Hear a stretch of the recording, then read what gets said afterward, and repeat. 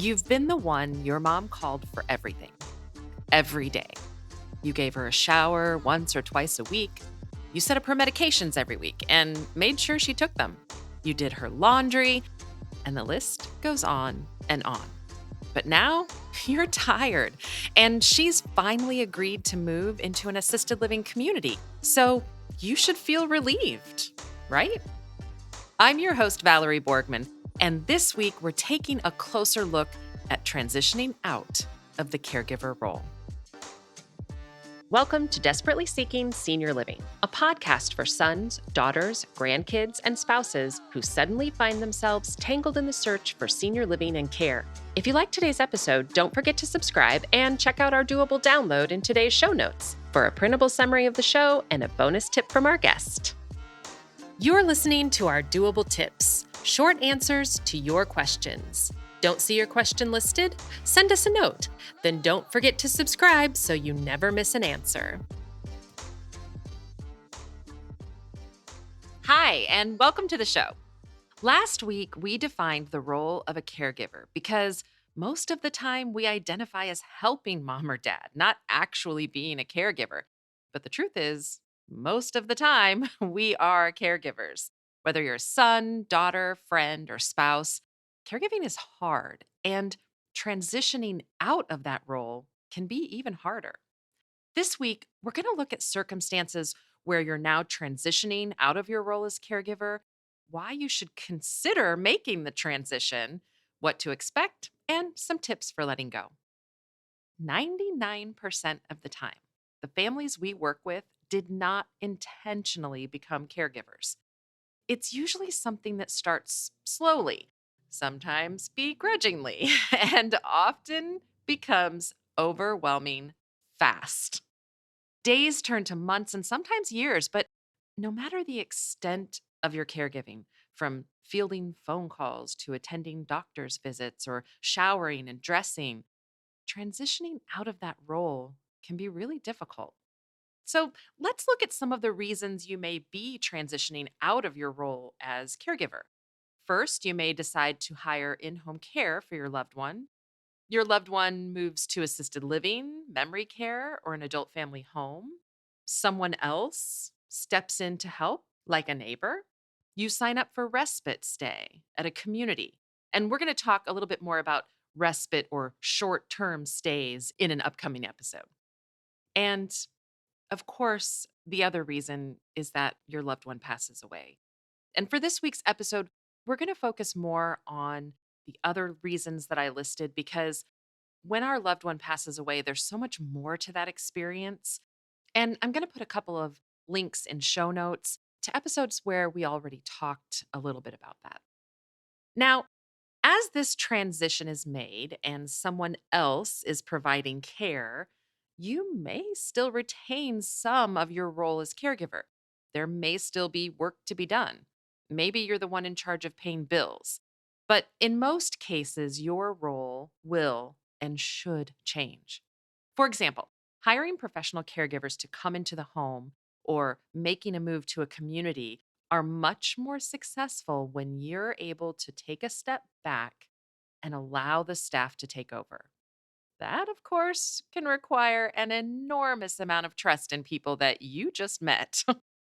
We had a client who was the caregiver for her husband, but she was experiencing burnout herself. She just could not be his caregiver any longer. So we found a place that she really liked close to her home, but unfortunately, she just wasn't able to relinquish her role.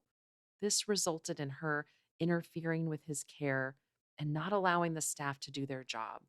And eventually, it just didn't work out. She ended up moving him back home.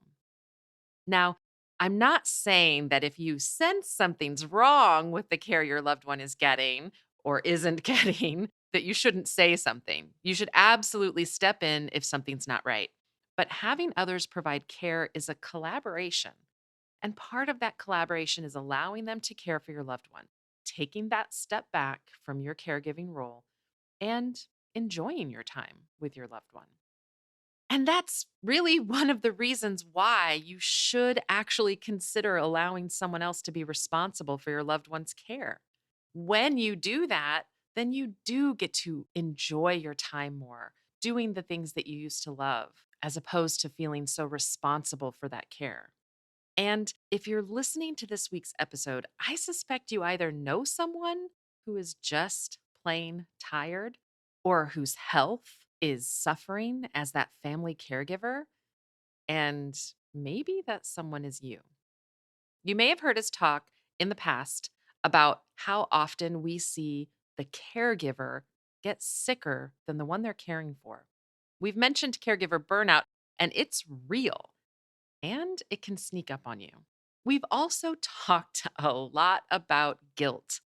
Guilt tends to be a big reason that many find it difficult to give up their role as caregiver. You know your loved one best. No one can do it better than you. Or maybe your mom made you promise that you wouldn't let someone else come in the home or that she would never have to leave her home. There are so many reasons that it can be difficult to transition out of the role of caregiver. So, what are some tips to help ease the transition? First, recognize your limitations, whether that's physical or emotional. Second, assess your quality of life and your loved ones to determine if a move to a senior living community might be better or even safer. Three, give up the guilt. While most seniors express their desire to stay home, they also express their desire to not be a burden on their family members or friends. Four, reach out to caregiver support groups. And we'll have some links to some of those in show notes as well. And five, simply ask for help. When we work with a family to find a senior living option, even if that family member hasn't expressed their burden of caregiving, we always ask them to recognize that this transition means they're giving up a role that they've been playing. And if this is you and you're facing this transition, recognize that you will feel something. Maybe you'll feel lonely, sad, or even bored.